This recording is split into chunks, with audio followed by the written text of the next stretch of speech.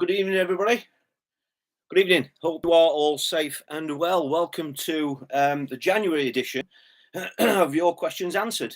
This is obviously a live stream, and if you're watching this on playback tonight, I'm just going to be spending a little bit of time giving some news about the channel, giving you some news about what is coming up through 2023, about some of the projects that I'm working on, and just to kind of touch base with you about what I've actually been doing over the last 2 months, basically. And obviously now I'm going to wait for a few more people to log on. This is, or was, if you're watching on playback, an unannounced live stream. And that is because I wasn't sure whether I was going to be able to do this tonight. And I'll go into a little bit more detail about that shortly. So I'm just going to give it a few more seconds for some people to get logged on. Please, if you are watching now live, before I go any further, can you let me know if you can hear me okay, please? Just please let me know in the chat. The chat is enabled. So there are a few people logged on, which is great. So if somebody could just let me know if you can hear me all right, please. And Ewan's first one there. Thank you, Ewan.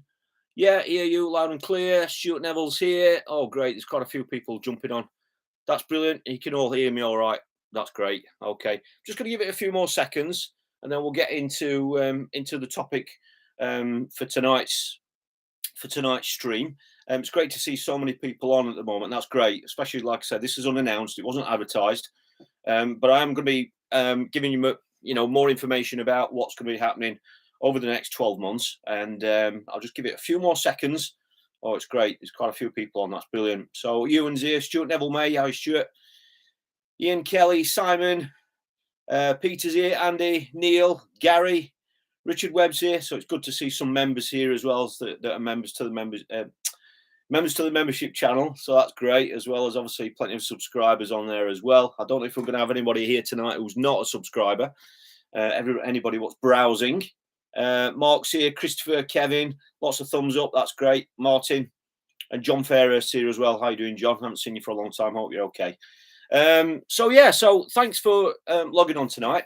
So I've got a few topics that I just want to tell you about. Some of the things that I've been getting up to over the last 2 months.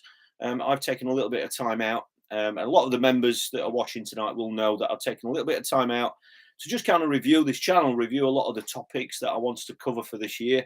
I've had a look at some of the topics and videos that we've covered over the last probably 3 years as well.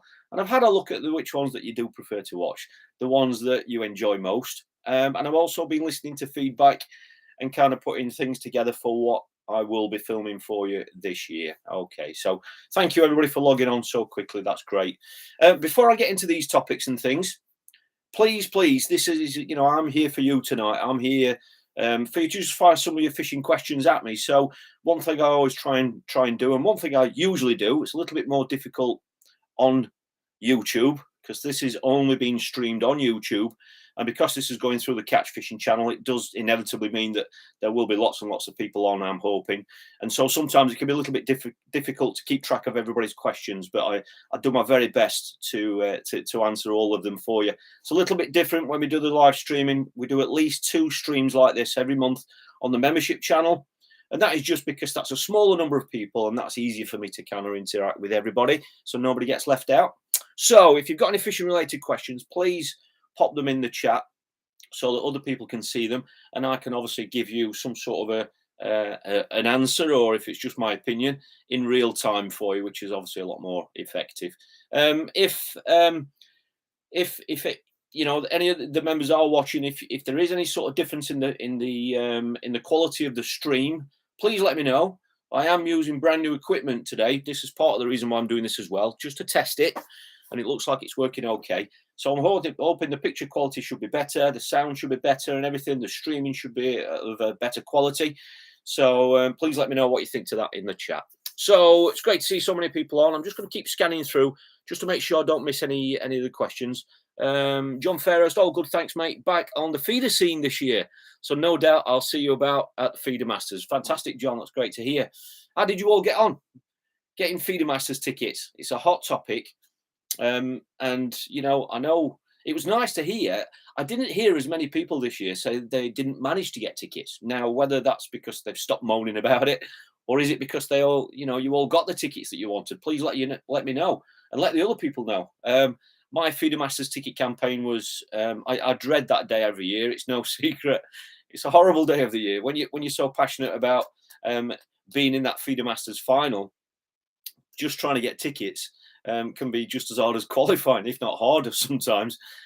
So yeah, it wasn't plain sailing for me, but I did end up managing to get a few tickets. I didn't get loads, and to be honest, this year, because of some of the events that we've got coming up, we've got 2 trips to Ireland for the World Club Final, which is in Ireland. We've got 2 trips there. We're going to have at least 1 trip to Serbia for the World Championships, and there's 1 or 2 other things as well. So I think there was about 8 or 9 possibly of the Feeder Masters qualifiers that clashed with these major competitions. So that's the first time that's happened.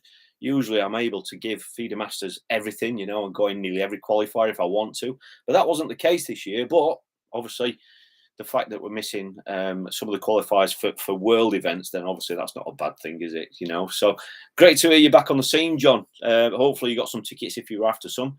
Who was that? Are you watching SIWY Feeder Channel, the most popular angler in Poland? Possibly. I'm not familiar with that name though. SIWY Feeder Channel. It's probably the one that I have seen.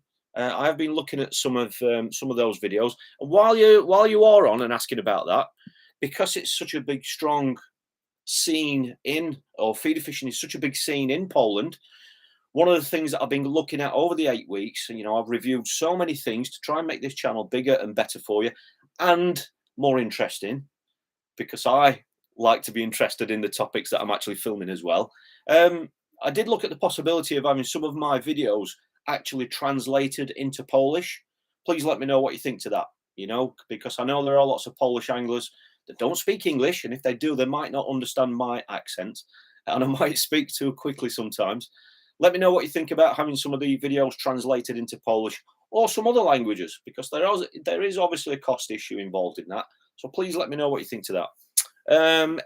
Kev F, Groundbait mixers through seasons. It's a bloody minefield these days. I know, Kev.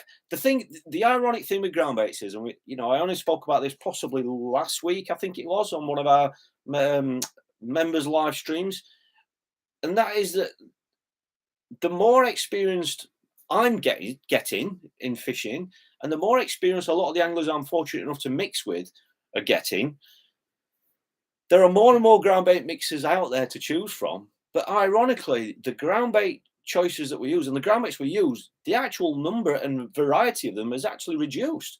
I am literally, certainly over the last 12 months, probably the last 2 years, I use about 2 or 3 groundbaits for everything, and that's what's happened now, Kev.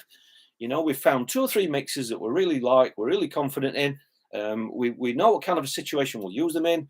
And then obviously there might be tweaks of them. You might want to put some extra feed with them, or if you want to go across the board with lots of different venues like commercials, rivers and natural venues, then, for all those, we're probably using 4 or 5 mixers to cover all that. But it is a minefield, and we know it's obviously down to confidence. But the quality is, regardless of the brand of groundbait that you use, whether you're into sonar baits, dynamite, ringers, whatever groundbait it might be, we generally find that whichever brand you might prefer, the qualities of the groundbait are the same for everybody. So, for example, I fished a match at the weekend, and there might be 5 anglers in a row all using 5 different mixers, but you generally find that those 5 mixers have all got something in common at this time of year. So one of those would be, it's probably a really fine mix, so there's a little feed in there. The chances are, more often than not now, it's going to be fish meal based. It's probably going to be expander based. It's probably, because of the time of year, the water clarity is clearer, it's probably going to be a dark mix. So regardless of what brand name is on the bag, you generally find that the qualities are the same, and so now it's, people like yourself, and certainly people getting into the sport, have never been more confused, because there's never been so many mixes to choose from. It's for anglers like myself, we've got such a limited number that we use now, and so that simplified a lot of our fishing. But I mean, mixes for me, if anybody said to me, what's the number 1 mix that you've used over the last 12 months, possibly longer, the one mix that I've used more than anything else has been F1 Green. Simple as that. And I've used it through winter, and I've used it through summer as well. You know, yeah, there might be some times when you might mix it. I mean, a couple of occasions when I went to Tamar, I mixed it with Thatcher's. But then I've also had success at Tamar using just F1 green on its own, straight out the bag. In fact, looking back to the Feeder Masters final in September, I was fortunate enough to win my section both days. The first day I won my section on skimmers, and the second day I won my section catching roach. And both days I used F1 green. Now I'm not going to, I'm not going to tell you exactly what all my opinion is on all that, but you know I've used the same mix there, and I've won the section one day with skimmers, and then the next day I've done it with roach, with the same mix. So you know when you state things like that, you know it's inevitable that some people tend to start thinking, oh, hold on a minute, is it really that important? You know, and I think we're going down the route again of saying it's more about the way that you use it rather than the actual mix itself, if that makes sense. But yes, it is a minefield. Matty Barrett, hi, I'm going fishing Saturday with the frost. Only just getting into. I know it's very, very cold. I know there's one or two matches called off that I know about for Saturday because the lakes are. What methods would you recommend? I'll be absolutely honest with you, Chris. If it's in any method, anything counts. And you are on, Match Lake. If you're a pole angler, you've got to put pole up in August. There will be fish shallow. You've got to put a method feeder up because that can definitely be the way to go. Just a little method feeder with pellets. I wouldn't bother with ground bait personally. I mean, you might want to have a little bit on your side tray just in case. But it's Match Lake. You know, you can't win anything on Match Lake with silverfish unless it's a silverfish match. You will need carp and certainly F1s. So yeah, it will be pole approach, shallow. They can catch on the pellet waggler as well. It's one of those venues that, you know, you can go there and set up a short pole on the deck, a long pole on the deck, a long pole shallow. You can have a pellet waggler set up, but you can have bomb and pellet set up. You can have a method set up. You can have your mod. You can end up with everything set up because you can literally catch on everything. But unfortunately, if you do all that, you'll probably end up not catching much because you'll be trying to do too many things. But yeah, you'll definitely have to tackle some shallow fishing in August, definitely. But yeah, it's all carp and F1s. Forget about silvers. Right, before I go through the rest of the questions, I just want to quickly let you know about a few things. Lots of you will probably already be aware of my second YouTube channel. Now, the reason why I'm letting you know about that is because, as you probably may be aware, certainly over the last year or so, lots of the events and things that I've been involved in, it's been very, very difficult for me to film properly for you. And those, you know, long-term viewers to this channel and newcomers to the channel will know that this channel is really based about experience. I'm fortunate to be involved in lots of events and to get to see lots of fisheries and things. And I've always ever wanted to just share those experiences with you because I know there's lots and lots of people out there that aren't as fortunate and are genuinely interested in just, even if it's just seeing what they're like.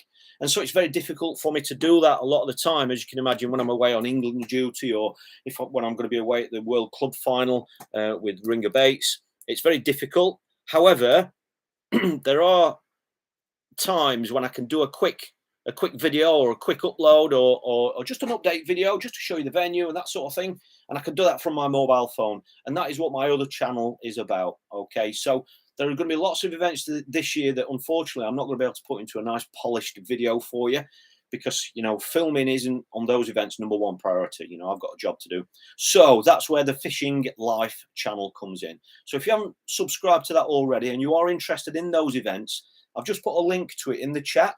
It is on YouTube. It's a free channel and it's called Fishing Life. Okay, if you head on over there, just subscribe to that.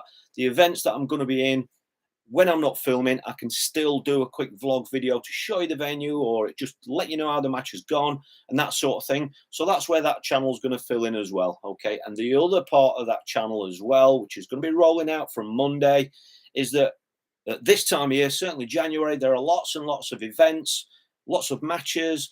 There are tickets going on sales for competitions.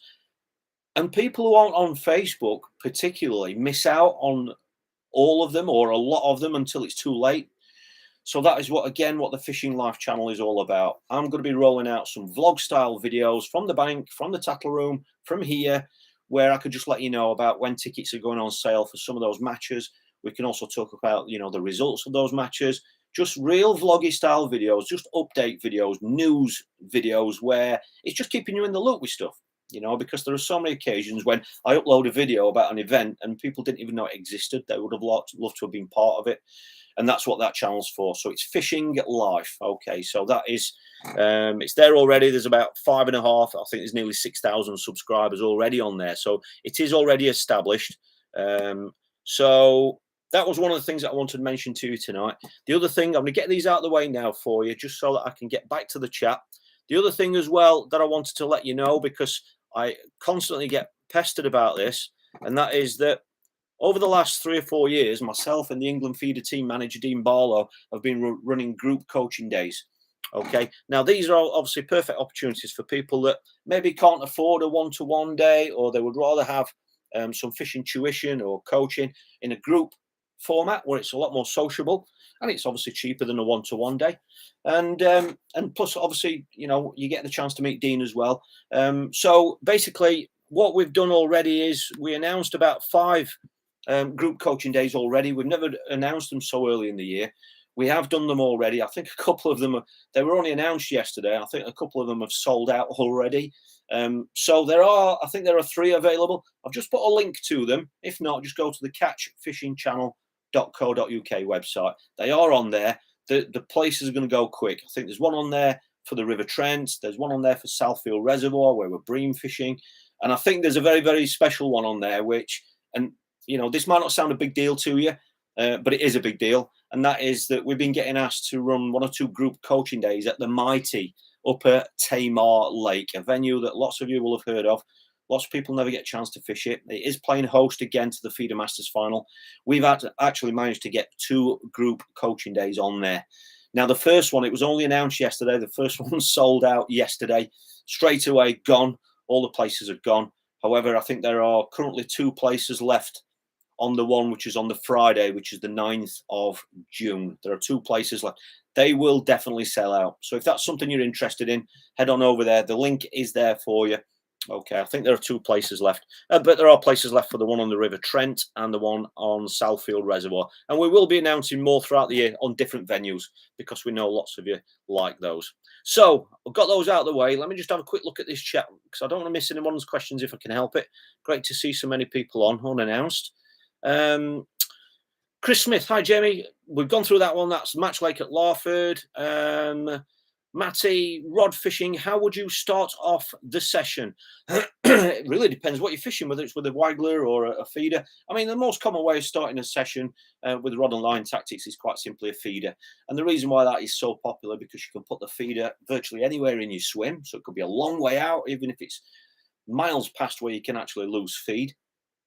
And the great thing with a method feeder, for example, is that all the fish are self-hooking. You know, you don't have to sit and watch the tip and every little indication pick up on. You don't have to do that with a method. You can just whack the method feeder out. Once you've got it set up, put the rod down, and that gives you time and your hands free then to just kind of have a good look round, see what's been caught around you, see where they're catching, what they're catching. But it also frees your hands up as well to start loose feeding somewhere in your swim. So it could be with a catapult, you could be firing pellets in somewhere, or loose feeding by hand. And by doing that, you're out there fishing and you're actually building up another spot as well at the same time. So, you know, that can be, you know, a great way to start a session, depending on what kind of session it is. John Ferrers, perfect this year. 5 tickets I wanted and got. Full house. Well done, mate. Thanks, John. Thanks for letting me know you can hear everything all right. I've got a nice red hot cup of coffee on the way. I'm actually out filming tomorrow, something very, very different for you. It's a fishery in the Midlands. So that will be next week's Catch Fishing Channel video. So hopefully you're going to enjoy that. That is definitely something different. So I am out filming again tomorrow for you. Richard Webb's here. Hi, Rich. Hope you're okay. Excited to get some Feeder Masters tickets this year. Great news. Well done, mate. I got Ferry Meadows in May and Staunton Harold in July. The Staunton match is going to be a busy weekend with our group match the day before. Fantastic. That's great. Yeah, that's another thing for the members. I just want to say thank you. On the membership channel, we have 2 matches every year that I pay for, basically. A summer match and a winter match. The summer match sold out in 24 hours. So I think there were 45 people booked on that straight away. And I think I've got about 12 on the reserve list. That's at the Mighty Makins Fishery, which is I know everyone's looking forward to that. So yeah, thank you to the members for booking onto that so quickly. And yes, over the next couple of weeks, I am going to get the winter match booked. I want to be really ahead with that again this year. So, and I think that's going to be at Lindome Lakes, I think, again, because everybody seems to like it there. It's an ideal winter venue with the cafe and everything there. It's ideal. Darren Jepson, Jamie, please could you help me out as I'm having trouble tying your braid to mono knot. It keeps stretching the mono and coming undone. The only thing that springs to mind with that, Darren, is I had the same problem. I was shown that knot. You know, it's no secret. I was shown that knot by Dean Barlow 10 years ago, believe it or not, when I first met him.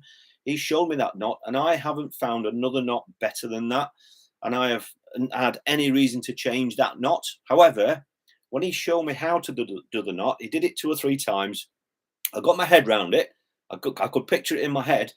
But then when I came home to try and tie the knot, for the first 30 times, it just kept pulling out. And it was driving me mad. I thought, what is going wrong here? I must have got this right. And the reason why it was pulling out, Darren, I'm not saying this is the reason why it's happening for you, but I had exactly the same problem. And it took me about 30 goes to realize I was doing it the wrong way around. Okay. You need to wrap the thinnest one around the thickest one. All right. So depending whether you're left or right-handed, when you wrap the 6 wraps around the leader, the wraps need to be with the thinnest diameter that you're using. So whether it's your reel line or your shock leader, whatever, you know, depending on what combination, because you might be using mono to mono. I use the same knot for mono to mono as what I do for mono to braid. The thinnest one needs to be wrapped around the thickest one, and that is it. You probably don't believe that that makes a difference, but it does. If you do it the other way around, when you pull the knot tight, it will just keep slipping out. And after the 31st time of me doing it, when I did it the other way around, it worked first time. So hopefully that's the problem, Darren. So, that's what it should be, mate. Thomas Slaughter, I've got 9 tickets this year, but don't tell those that didn't get any. Well, I haven't heard many people moan. Maybe they're just sick of moaning about it. But that's great news, Thomas. Well done, mate. Let translate. It would be great. Thank you. That's about the Polish translation. I'll see what I can do, because I do want to do some more of that style of fishing, the natural reservoirs and river fishing. So thank you for that. Martin S, what ground bait you use now, Jamie? I've really been using 2 at the moment. I'm using Match Method Dark, and I'm also using the F1 Green. I like the F1 Green. I would be using the F1 Dark, but that has been out of production now for about 6 months. So I would be using the F1 Dark. However, the F1 Green's okay, but you can mix the F1 Green with Match Method Dark. You know, you can do it that way. So they're the 2 main mixes that I'm using at the moment, both sonar baits, ground baits. The only thing to mention is that with the Match Method Dark, have a look at it when you mix it, because there is a bit of feed in there. There's quite a bit of pellet in there, crushed small micro pellets in there. So if you want a mix that hasn't got too much feed, which is, you know, that pretty much what we do at this time of year. Certainly as it gets even colder now, we tend to use mixes that haven't got as much feed, because ultimately we don't want the fish eating the ground bait and eating what's in it, because we've said it before, you can't put those on the hook. So if you've got a really fine mix, that way hopefully the fish are only really eating the freebies that you're introducing through the feeder or in the ground bait, whether it be maggots, pinkies, whatever it might be, because you can put those on the hook, if that makes sense. Great to see so many people on. That's great. And obviously the new equipment is working. I've got to keep touching wood because I don't want to jinx it. Where are we here? Where are we? Nick Gott, which ground bait for dark water this time of year? Like I said, Match Method Dark. F1 Green's good, but I feel F1 Green's a little bit lighter in colour, so it might not be dark enough. If F1 Dark comes back into production, then obviously I would be using that, and hopefully sonar baits are a long way down the avenue of bringing that back online. But I think there are possibly still 1 or 2 tackle shops out there that have got F1 Dark in stock or on the shelves. I'm sure there must be. I haven't got any, otherwise I would be using it. Martin S, is Ringer's Dark the same as F1 Dark? You'll find that, I mean, I don't know the recipe. I obviously know Phil, who mixes it, but I haven't asked him directly. But I would generally say that Ringer's Dark is a stronger mix than the F1 Dark and darker. I think. I haven't seen F1 Dark for a while, for a good 2 or 3 years now, 2 years maybe. But I would say F1 Dark. Generally, what you generally find is that anything with the term F1 on the bag generally means it's probably a little bit darker and it's finer. There's less food value in it. That's generally the way to go. Pon98, hi Jamie, what is your favourite hook bait for winter? If I had to have one bait that was, somebody says to me, you've got to catch a fish, then it would be quite simply a red maggot, and a live maggot. You know, that's something that I've learned certainly over the last 2 winters, is that live, whilst we all love dead red maggots and dead maggots, we know how effective they are, particularly for better fish.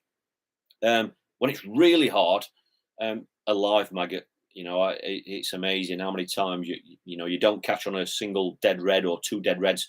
You put a live one on and a dead one, or 2 live ones. It's amazing how many times you'll suddenly catch one. So if somebody said to me, you've got one bait to catch a fish to save your life, it'd definitely be a single maggot. Bernie's here. Hiya, Bernie. Are you alone, mate, or have you got your wing girl with you? Jeffrey Bacon. Jeff, hope you're all right, mate. Didn't realise you were on. Paul Dudley's here. Hi, mate. Graham Wilmot. Can hear you fine. Thank you. Chris Gregory. Hi, Jamie. I have bought a Sonic 9-foot commercial feeder rod, which came with a 1/2 ounce tip and a 1.5 ounce tip. Would it be possible to explain which tip is best to use and when? Yeah, I mean, the one thing you've got to remember about your tip, the tip on your rod is basically a bite indicator. That is what it's for. That is to register a bite. So if you're going somewhere where you possibly have to trying to catch small fish or shy biting fish, we know that skimmers and even bream in winter can really, they don't move much, so the bites can be very, very shy, little tiny indications. Your 1/2 ounce tip is going to show that shy bite much better, isn't it, than a 1.5 ounce tip. So when a fish takes the bait, it's going to easily move a 1/2 ounce tip, or much easier than it's going to move a 1.5 ounce tip. That's the first thing that we think of.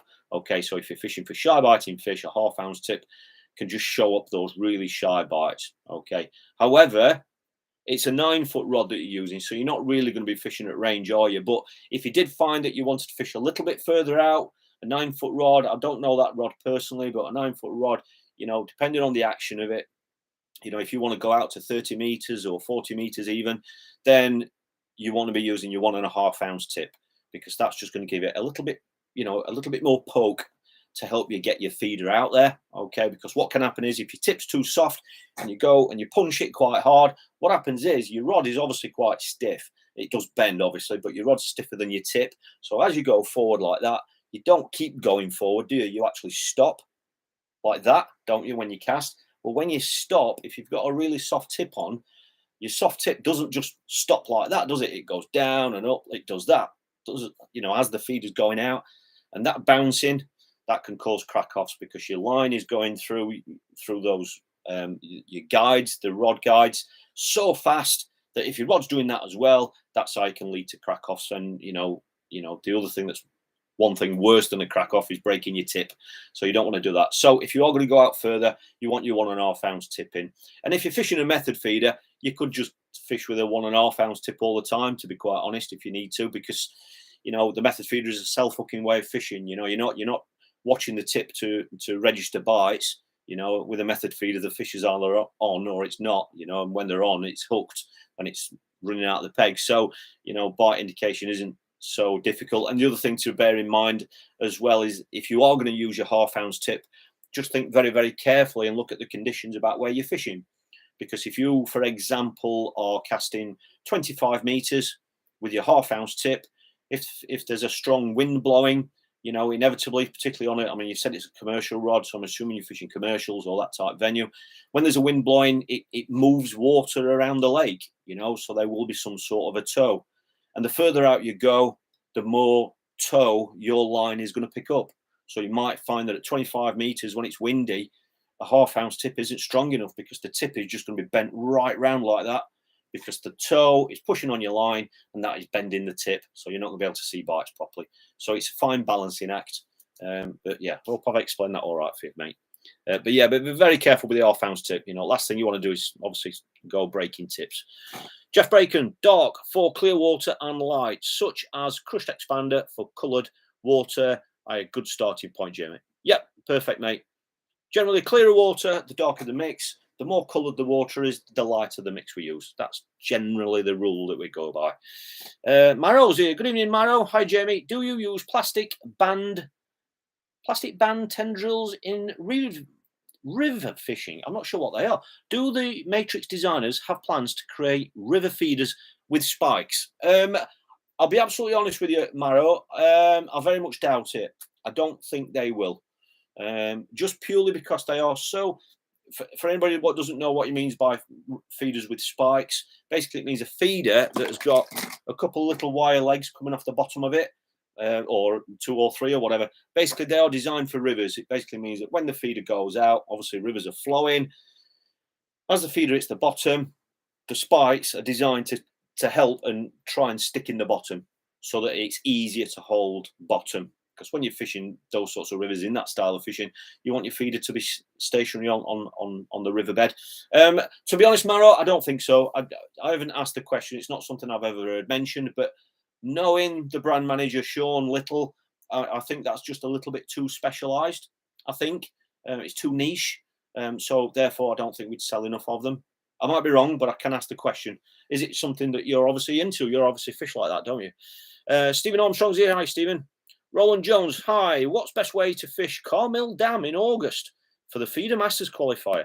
It really depends what it's fishing like, Roland. I know you said, is it the first time? I think it's the first time you fish Feeder Masters, isn't it? It really depends on how it's fishing. The last Feeder Masters qualifier I was there, I think I don't know if I was 2nd or 3rd in the zone, in the 20 peg zone. And I don't know what weight I had. I had about, it was in the teens, possibly 14, 15 pound. And I think all my fish were that big. They were all little skimmers on a conventional feeder, 25 meters. I drew about peg, I think it was high 90s, 98, 99, somewhere there, somewhere. So if those small fish are there, then those fish can definitely be the way to go, Roland. Obviously, it's early days now. However, you know, there might be areas where the bream are going to feed. And if the proper bream are going to feed, my experience of Carmill is more often than not, the method feeder is the best way of catching them. But like I say, I mean, obviously that's a long time away. But yeah, personally, the best bit of advice I can give you is try and fish 2 lines, one shorter line, one longer line. And I would definitely have the option of a conventional feeder setup as well as a method feeder as well. Yeah, it's definitely, you can't rule the method out on that venue.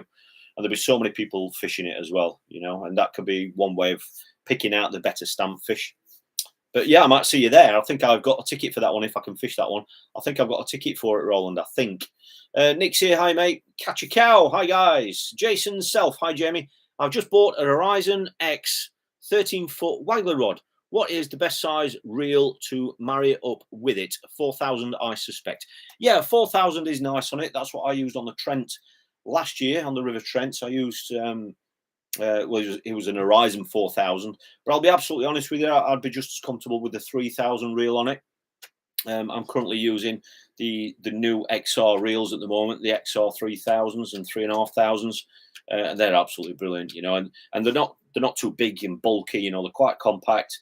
So yeah, either a 3000 or a 4000. I definitely wouldn't go any bigger than 4000. Paul Dudley, do you use these goos when fishing the method feeder? Yeah, I always got some with me. I've got some well, it's lava rocks, there's lava, there's bait smokes. I always carry them with me. I never start a session with them.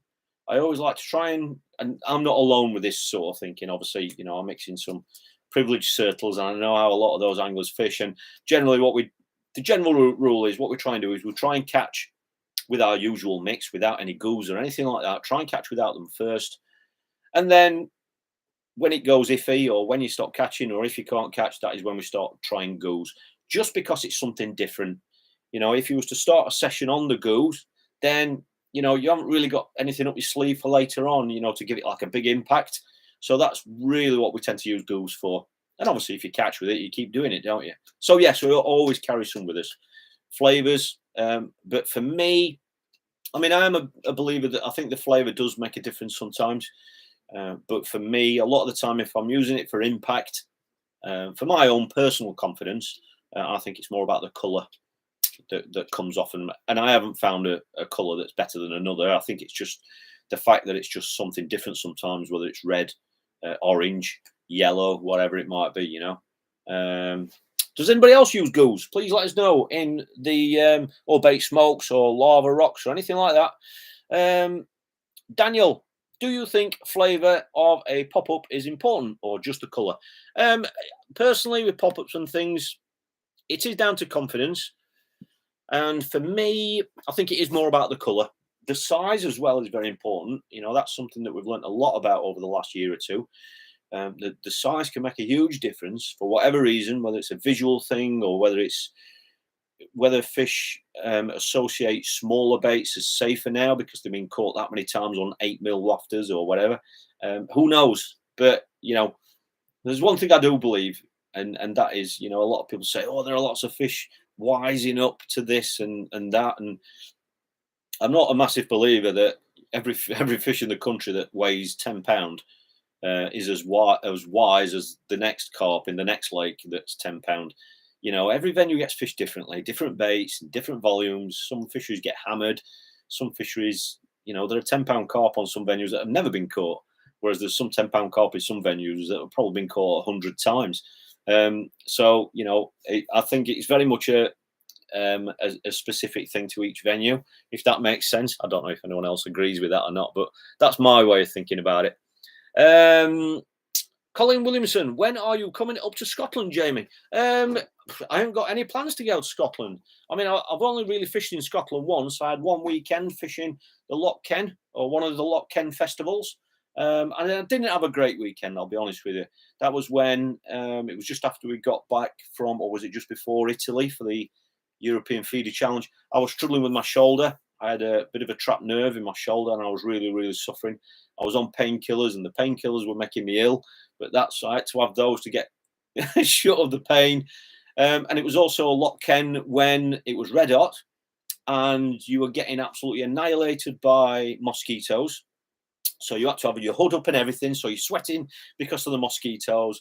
And then every cast I was coming back with a crayfish. So I didn't have a great baptism of Loch Ken, if that's what you're referring to. But that's the only time I've fished up there. But I haven't got any plans to go there as yet. What kind of fishing do you mean, Colin? Do you mean Loch Ken, or do you mean to fish other venues up there? Can you let me know, please, mate? Andre's here. Good evening, Andre. Hi, Jamie. Kind of missing the ground bait experiments. You look a bit tired. Take care and tight lines. Yeah, I am a little bit tired. I haven't been very well, Andre. The last couple of weeks, I've been a bit. I never get ill. I get ill about once every 3 years. I get a bit of a cold or whatever once every 3 years. So I'm certainly not going to complain about it. I am a bit tired. I'm back out early filming tomorrow. In answer to your ground bait experiments, I am going to be doing some more ground bait experiments. A lot of you may remember the buyer's guide. If you are into ground baits and if you're into just being interested about how much feed content there is in them, how they perform underwater, how do they exit from the feeder. If you're into that sort of thing and you're interested in some of the mixes that you can buy in the tackle shops, lots of different brands, obviously not only Sonobaits, there are Bait Tech, Van den Eind, I think there's Dynamite Baits there as well, Spotted Fin. I did experiment with them, and if you go onto this channel, it's the Catch Fishing channel, if you go to playlists, it's called A Buyer's Guide to Ground Baits. There are lots of videos there where I'm just kind of mixing ground baits up, putting them in the tank and seeing how they exit from the feeder.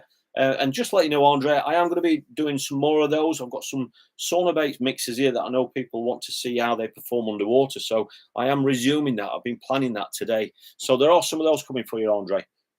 Paul Wilkinson's here. Hi, mate. Ian Hampshire would like to see a vlog on the tidal if you get a spare minute. I will, Ian. Ian, to be fair, over the last 3 weeks, that was one of my projects to get on the River Trent, on the tidal Trent as well as the non-tidal. However, we had some snow at the beginning.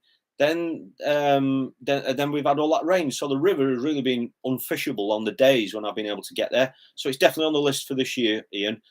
So yeah, there are definitely more river videos coming for you.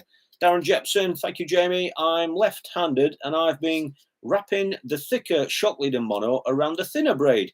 No problem. Hopefully that solved it for you. I've been there with you, Darren, mate. That's exactly what I did. So hopefully that knot pull nice and tight for you. Richard Webb, what's your thoughts on quick drag reels? Like them or loathe them? I can't say I loathe them because I've never really used them. Simple as that. I've been using the same style of reel now for so long that I do lots of things that I don't really think about it.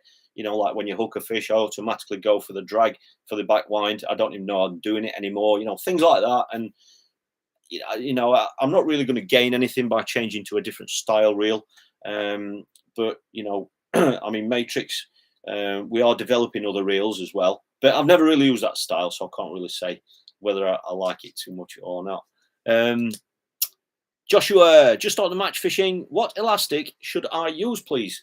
Well, I'm obviously with Matrix, you know, so I would say slick. Simple as that. You know, I'm only, you know, it's very rare. I haven't done much pole fishing, as most of you will know, for the last few years, and but what I do, I am in touch with a lot of the top pole anglers. You know, I'm constantly asking them what they're using and why, and that sort of thing. So whilst I'm not doing that sort of style of fishing, I am up to speed on products out there that the top lads are using, and slick elastic is one of them. You know, the thing is with elastics, you know, what certainly from a sponsored angler's point of view, is that what you've got to think about is that there are certain, if an angler, for example, is say sponsored by Daiwa. So he's a top angler that you really like, you really respect, he does well. If he's sponsored by Daiwa, if he was to have a seat box that was a Preston seat box, well, everybody's going to see that. Everybody knows he's sat on a Preston box, and they're inevitably going to ask why. Daiwa probably won't be happy either. So, you know, in that sort of a scenario, you tend sometimes to have anglers that are using kit that might not be their first choice. However, pole elastic is. Pole elastic, you know, when you see a top angler and he's fishing in a Fishermania final or whatever it might be, Maver Match this, when he's fishing a pole, regardless of what brand he's with, when he's pole fishing, it's very, very difficult. In fact, it's almost impossible to tell what pole elastic he's actually using, you know, because, you know, you just can't tell. And I know that there are anglers out there that are with other brands, they are with other sponsored anglers, consultants, full-time anglers that are with companies that produce elastic, but I know that some of them use slick because they can get away with it and they think it's the best. And that for me is enough enough of an endorsement for me to not consider really trying anything else. So I would go personally down the slick route, but you know, it's personal preference really, I think. And obviously with elastic, if you are new to fishing, just think very importantly about the grade or the strength of the elastic, because that's more important than the brand really. You know, as long as that's matched to the fish that you're targeting, to the fish that you're catching, then that will have a bigger impact on your fishing. Okay, so there are quite a few things coming up over the next few weeks. Please don't forget about the Fishing Life YouTube channel. Okay, if you want to see some of these venues where I'm not able to film properly, but you still want to have a snapshot of what they're like, what the result was like, and all that sort of thing, then please head on over to that channel. I've put a link in there, but if not, just go to YouTube and it's Fishing Life. So let me just go through these last few questions, just to, I don't want to miss anybody out if I can help it. What elastic should I use around this time in winter? That's Joshua. Yeah, just scale it down, basically. You know, I mean, if you're using a side puller or a puller bung or whatever you know, kind of pole you've got, you know, by having pullers, it enables you to use lighter elastics than you would do normally. You know, because it means if you do hook a fish that is a little bit stronger than what you can really handle, well, you can always strip some of that elastic back and try and get it under control for netting. You know, so we tend to just fish lighter elastics. Just think about the fish that you're targeting. You know, and even big carp now aren't fighting as hard as what they do in summer. And by having a softer elastic, you know, you'll find you'll bump less fish. And if you are catching silverfish, then it's going to allow you to catch them as well without bumping them. Jean-Pierre, greetings from Belgium. Good evening, mate. Stephen in the wild, big rivers in the summer. Does it ever pay to fill it in? The thing with rivers is that, what's the right way of saying it? It really depends how you fill it in. I'm a massive believer on rivers that, I mean, the biggest rivers that I really fish now are particularly the River Trent. I don't really fish any really big rivers anymore, or it's very, very rare that I do. I like, if I'm going to feed a lot on a river, then I like to do it whilst I'm fishing it, if that makes sense. So I wouldn't go to a river generally and put 10 great big balls of ground bait out there and then cast over the top and fish a feeder over the top. Or I wouldn't go in and then put 20 feederfuls in and then chuck over the top. We don't tend to do it that way. I mean, the last time I fed a lot on a river was probably one of the last times. Well, it wasn't the last time, but there was one match I won with about 120 pound of bream on the River Trent. And basically what happened that day, I fed a lot that day. I was in an area where there was known to be a shoal of bream. It was a good section. But we never knew where they were going to be. And I just kind of wanted to dominate that area. This is probably similar to what you're talking about. And I wanted to dominate that area because I felt that if that shoal of bream were going to settle somewhere, I wanted it to be where I was. So all I did was I basically put a large feeder on. At the time, it was actually a dome feeder, the Matrix dome feeders, which, I think they're discontinued now. But they're very good for feeding lots of particles. And I had loads of chopped worm, some dead maggots and some casters. And basically, I just would scoop that full, just cap it off with ground bait and cast. And I literally started on 2-minute casts. And that really, compared to everybody around me, was just completely unheard of. It was completely different. They were just kind of casting out and waiting and hoping that, the bream were going to find them. And they'd leave it in 10 minutes and then in again, 10 minutes, in again, 10 minutes. And I didn't. I started on 2-minute casts. I went out there, started the match, 2 minutes, out, back in again, nothing. Back in again, nothing. This match is actually on this channel. I filmed it as a live match. If you want to watch it, it's a few years old now. But basically, what I did was I did that for the first 45 minutes, I think it was, and I never had a single bite. But then all of a sudden, I had a bite. I got a fish. I think I got a bream first, and then I got a barbel, and then I just kept piling that bait in, and it just got stronger and stronger and stronger. And I think all it was, my way of thinking was to dominate that section just by constantly putting a feeder in, to just say to any fish in that area, if you are hungry, come and have a look. There's a feeder crashing in every 2 minutes. And then if it did draw anything in, there's a pile of bait there to keep them there. Because the last thing I wanted to do was for a shoal of bream to turn up. Had I not fed enough, they would have just eaten everything and then swam off and gone look for food elsewhere. I wanted to make sure there was enough bait there to keep them there. And that's really what happened. Once they turned up, I just kept on piling bait in. I put a bigger feeder on when I started catching, and I just kept feeding. And I can't remember how many fish I had. I don't know how many bream it was. 40 bream, I think. 120 pound. And I weighed 120 pound. I never had a bite for the first 40 minutes, I think it was, which shows that the fish weren't there straight away. They'd obviously come to either the activity or they'd come to the amount of feed. So I weighed 120 pound, but the next peg was second in the match with 16 pound. So that shows what kind of a difference about, trying to dominate. When it's a bit different when you know there are fish there, when you know there are some bream there or a shoal there. So yeah, in answer to that question, without rambling, sorry, Stephen, is I like to build it up as I go.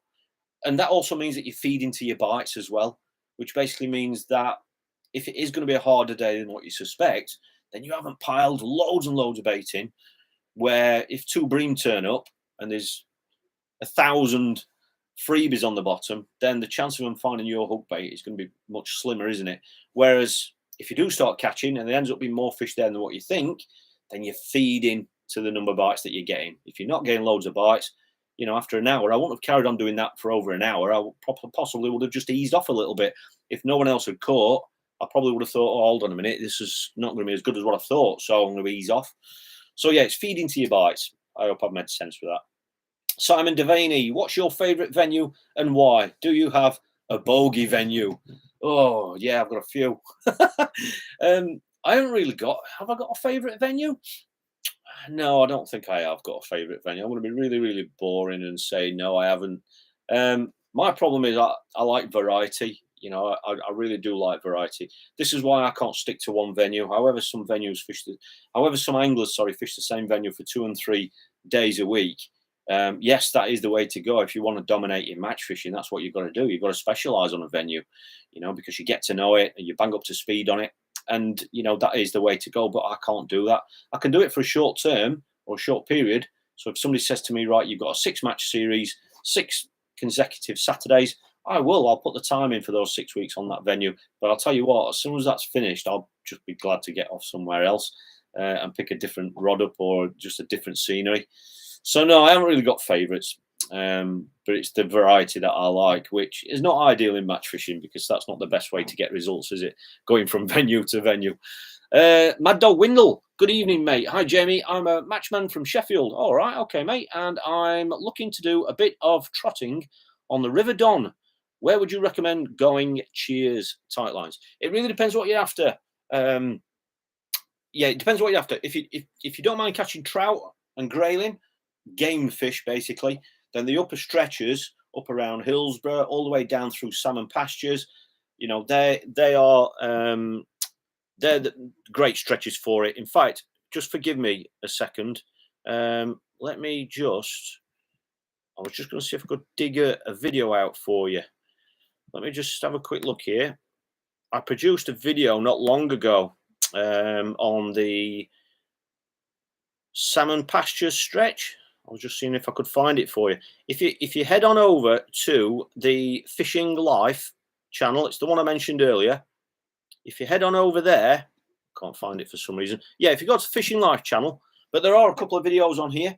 There's one at Salmon Pastures, which is going down towards, you probably know where it is anyway, Attercliffe, going down that way. And then I've done a video at the further up stretches going up towards Hillsborough.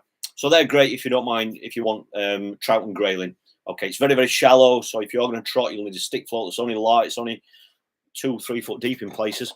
Okay, however, if you want some proper fishing, as they call it, you know, it's not on your doorstep. It's about 12 miles away. It's Sprotborough. Sprotborough's, it's a day ticket. It's deeper there. That's where they catch a lot on the float there. And there's more roach, there's skimmers, bream. You know, it's deeper there.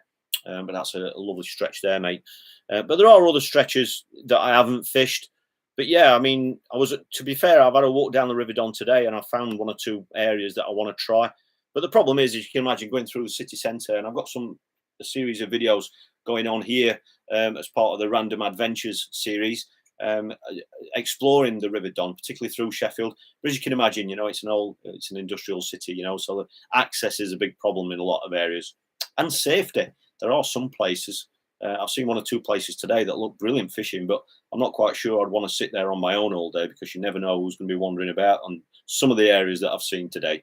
So yeah, unfortunately, that's an issue we have to think about now, isn't it? Joshua, I'll swap you my mum for one of those hats. One of those hats? Whoa, what are these? Hey, if you've got Feeder Masters tickets, mate, you might be wearing one of them in September at Tamar in the final. You never know. Right then, let's have a quick check on here. Hi, Jamie. I'm planning to fish my first ever match this year in my local club. Single most important bit of advice. Oh, wow. Single bit of advice. Best thing, I can't give you one single bit because it's a bit of a package kind of thing, Chris. Get to know the venue. All right. So you can do that online. Get to know the venue, because if you know the venue, you're going to know what you're after. You're going to need to know what methods. Okay. Because what that'll do is that'll narrow your prep down. You know, it's all right preparing for a match, but it's much easier preparing for a match if you know exactly what you're going to be fishing for and how.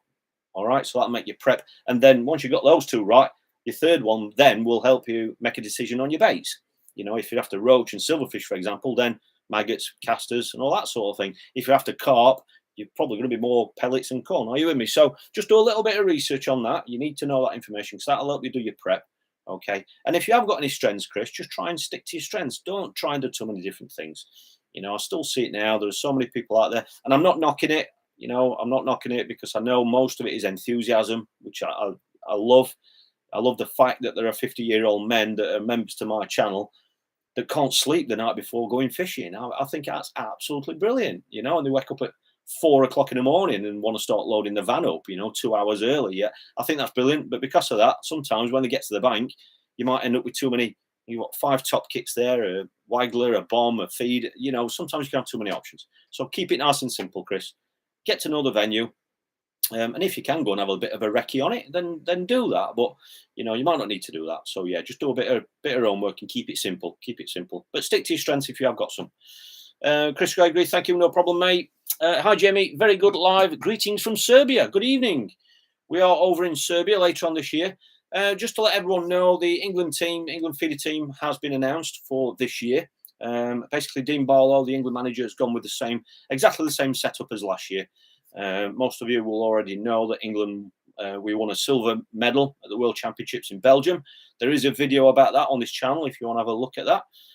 So yeah, the World Championships this year is in Serbia. It was meant to be going to Ukraine, because that would have defaulted, because last year we couldn't go to Ukraine. So naturally, that would normally roll over to this year.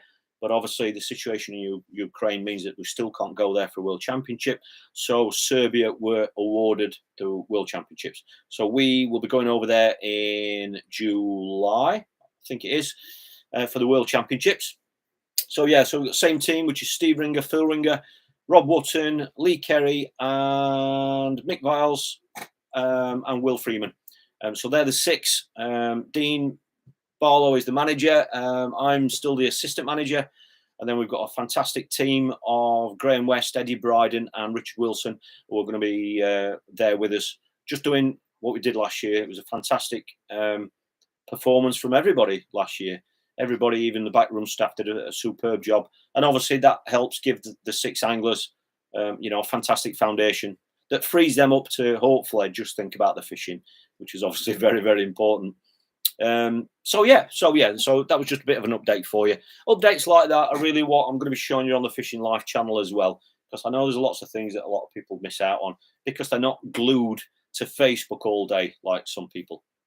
Okay, Joshua, Jamie, you're a legend. No problem, mate. Joshua, it is a deal. Good. Florian, hi, Jamie. Me being at work, I asked my partner to get me some Feeder Masters tickets. She got me one at Monk Lakes. Do you know anything about the venue, as I could not find out much on the internet? No, I've been in that boat myself, Florian. Florian, all I can say to you is that I've only ever fished Monk Lakes once, and that was the Feeder Masters qualifier last year. And all I can say to you was that it was all method feeder. I can picture the lake I was on, but I can't tell you which one it was because I don't know if it had a name or a number. I honestly can't remember, but it was all method feeder. It was quite warm, if I remember. I can't remember what month that one is, but it was all method feeder. That's, and it was all about carp. I think qualifying on my lake, I don't know if I was second. I missed qualifying, I think, by about £1 or £2. Was it £2 I missed qualifying by? I can't remember. It was one fish or less than one fish. And it was about £70, I think it was. So not a mega weight. So yeah, it was all method feeder. That's all I can really say. But yeah, there isn't much information about it, is there? Because I was obviously in the same boat myself last year. Joshua, it is a deal, Jamie. Swap you my wife for one of those. I think you might need to consult with your wife about that, mate. I don't know about keep asking me that one. Martin, Jamie, the Horizon Pro Slim has small guides. Is 0.22mm line okay to use? Yes. Yes, it is. 0.22. I thought I got some there. Yeah, it should be fine. It should be fine. I mean, do you mean? Well, obviously you mean on your real line. 0.22 should be fine. The guides are actually quite big. To be fair, bigger than most brands because they've been designed to be used with braid so that you can fish with a shock leader knot. Basically, some guides, particularly on the tip, obviously. Are too small for braid and a shock leader knot to go through at high speed. That's something that was in the mind of the designers and when we were developing that rod. So yeah, the guides. I mean, I know you're saying they're small, but they are big enough for 0.22. Yeah, I know that. Jeff Bacon, I have a ticket for the Veterans Cup at Barston in April. We fishing the riverside. Would I need to go to 100 meters? Very, very rare. Incredibly rare, Jeff. I'll be absolutely honest with you.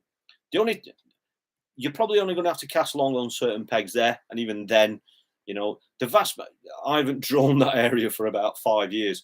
I think the last time that I drew that area, it was in an April Boston Masters qualifier. That must be about 5 years ago. Might be more. That's the last time I've drawn in that area in the teens. I'm sure it was January's Boston Masters qualifier, and I won the match with about £120, I think it was. And I think the biggest or the furthest I had to cast was about 65 meters. It was quite windy. The wind was blowing in, which may have helped that. But I don't hear of anyone casting that far on those pegs. Even when they catch, it's usually kind of 70 meters. So I wouldn't have thought so, Jeff. Colin Williamson, yeah, look, Ken, mate, place has come on leaps and bounds since you were last up there. I remember that festival you mentioned. It was more or less to see how you would approach it. Yeah, I mean, I've been in touch with it. Obviously, I know I'm friends with Martin Green. I fished when I was 18, when I fished for Young England. Martin Green was in the same team as that, and I know Martin's up there a lot, and I see a lot of his Facebook posts and stuff. Yeah, I would like to get up there. Yeah, definitely. But yeah, he has kept me in the loop with the festivals and things now. I think he's added me to one of the pages, Facebook pages, so I am seeing the results and that. So yeah, I'll have to have a look at when they are and see if it, make sure it doesn't clash with anything. Philly White, do you put live maggots on the method feeder? No. Whenever I fish maggots on the method feeder, it's usually a dead one, a dead maggot. Because you want that bait to stay actually on the feeder itself. A wriggling maggot will wriggle away and wriggle off it. The whole point of a method feeder is to create that little bit of a plate of food so that the fish can, they come into that food, and that's right where your hook bait is.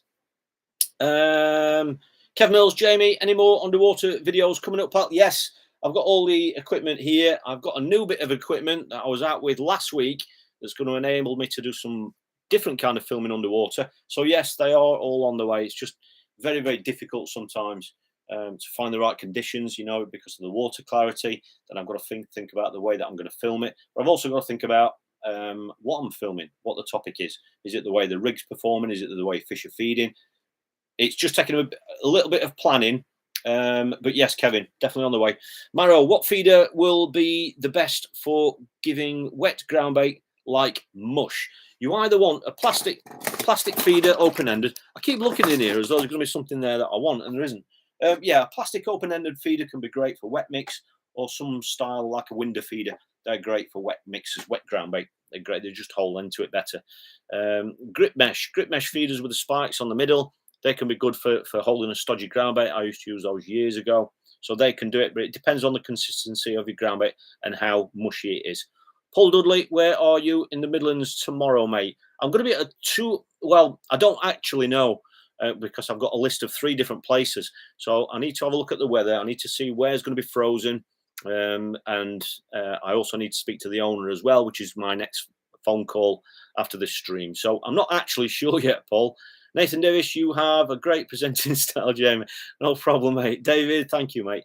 David, hi, Jamie. I asked a question after Daniel and you didn't answer it. Could you please revisit it for me? I thought I'd done every question here, David. Sorry if I've missed it. Like I say, this is why I don't do as many live streams on YouTube, because we end up with so many people on. Because I'm obviously on my own, I can't keep track of the chat. And that is why I tend to only do one of these every couple of months on YouTube, and all the others are on the. I do 2 a month on the membership channel, but that's because there only tends to be 30 or 40 people at a time on there. So I obviously can see every question. I can't find it, David. How long ago was it? Can't see you on there, David. I do apologise, mate. Can't see it. If you can quickly just retype it or copy and paste it in the chat again. I cannot see one there from you, David. I do apologise, mate. Just pop it in the chat for me, mate, and I'll answer it before I head on off to make some phone calls. I can't see one there. Sorry, David. Yeah, so, I just want to say thank you to everybody for obviously going through last year. This is going to be an even bigger year. Like I said right at the beginning of this stream, I've literally spent nearly 8 weeks now reviewing everything, there were questions on here, David, but both messages have been retracted. It says message retracted. So I don't know what's happened there, mate. I don't know if you've deleted them by mistake. But yeah, there's 2 there, mate. Oh, no, wait. Hi, Jamie. I asked a question. No, it's the same one. Yeah, they were both retracted, David. I do apologise, mate, but they're not there. They've been deleted or whatever. Jeff Bacon, Marrow. Brilliant. Thanks for that, mate. Good to see. Mr. B. As a part of the England feeder team and the amount of feeder matches you fish, Jamie, is the future looking bright for the younger anglers coming through fishing feeder-only events, or is it a concern? I'll be absolutely honest with you, Mr. B. I think the general consensus for young anglers coming into the sport isn't very good at all. Simple as that. I mean, I don't work in a tackle shop. I don't see all the stats. I don't see the Angling Trust membership figures for juniors and all that sort of thing. But from what I see on the bank, one thing that opened my eyes last year was basically it opened my eyes to the fact that the young anglers that are coming into the sport aren't going into feeder fishing; they're going into commercial fishing. All the youngsters that I see, all the youngsters that I see online in matches, they are all fishing snake lakes for F1s. It's all that sort of fishing, commercial pole fishing.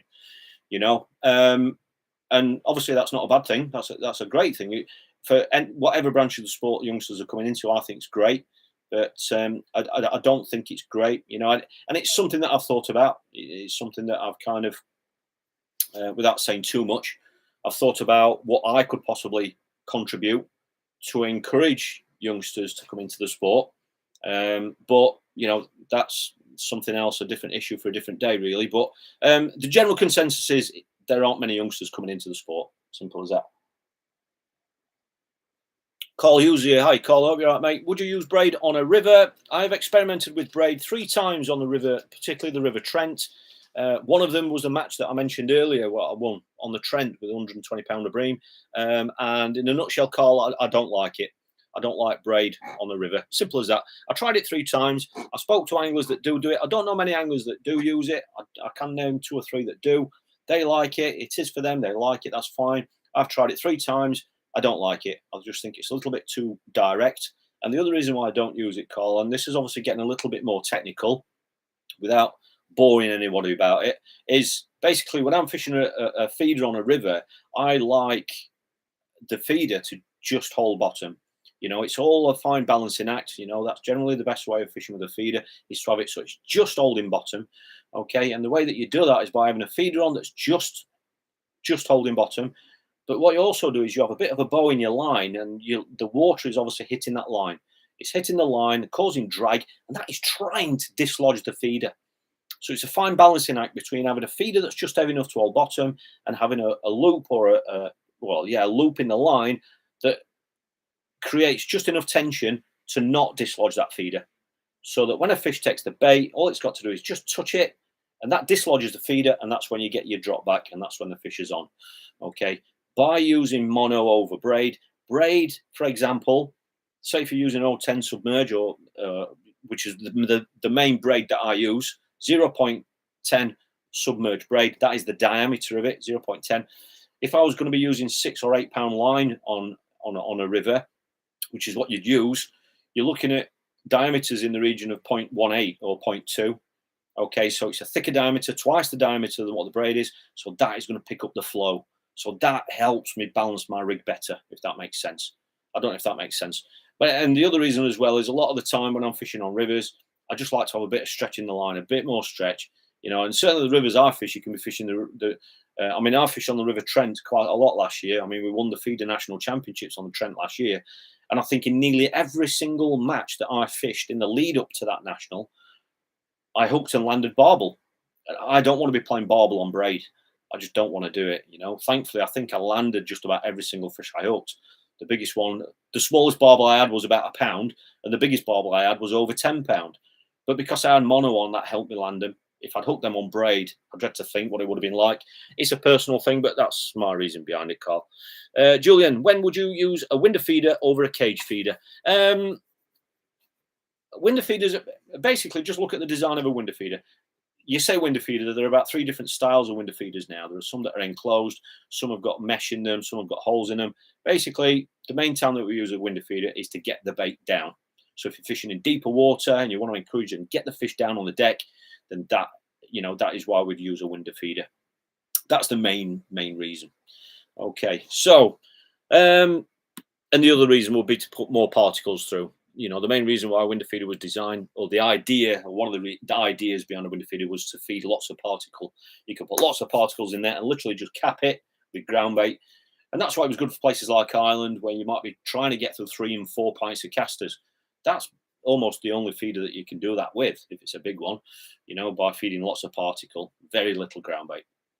So I am going to have to go and finish off some editing for you. This has been a lot longer session than what I planned, But it's given me a great opportunity to test this new equipment. It's been a great opportunity to have a check-in with everybody. And I just want to say a huge thank you. I didn't think we'd have so many people on without this being an announced or an unannounced stream. I'm going to try and do these. I'm trying to do one every month for you right here on YouTube. But if not, it will be once every couple of months. Because like I say, I do 2 of these on the membership channel, on the match fishing channel. So like I say, sometimes we end up with way too many questions and I can't go through them all. So thank you for logging on, everybody. If you're watching this on playback, thank you very much. And next time I do a YouTube stream, I will give notice. It will be an announced one, just so you know what time we're going to be going live and what day and everything it's going to be. Okay, so thank you, everybody, for logging on. If you'd like to see more of these, please let me know. And if you've enjoyed this one, please give it a thumbs up. You know, just press thumbs up there. It does make a difference because I get to see what kind of things you want to see. And those thumbs up tell me that you want to see them, so I'll do more of them. And please keep letting me know what kind of topics you want to see as well. So thanks for watching, everybody. It's been great to check in with you all. Hope you're all well. Hope you have a great weekend. And I'm out filming tomorrow for you for next week's video. So thank you, everybody. I really appreciate it. You all take care. I look forward to seeing you in a couple of days with the next upload.